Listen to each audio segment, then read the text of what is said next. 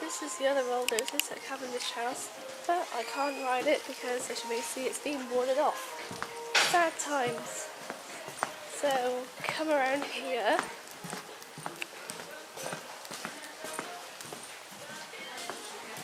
And here is the new lift. So, we'll go down first. Oh, okay. That is a shame that this old Otis has been replaced with this.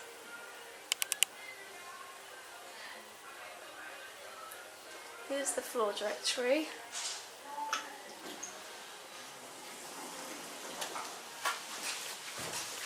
Going down. Let's go down to the basement. Doors It's closing. got vandal resistant buttons. Now my commentary here isn't great, so I'm recording my own narration. This has been modernised by Otis with mod logic. It's got 2,000 kilos and 26 persons capacity, and it was modernised in 2005.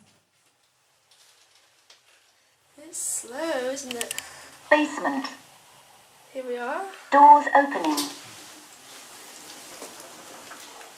Let's go up to the ground floor. Going up. Doors closing. Let's do a cap view. It looks like a basic Otis lift.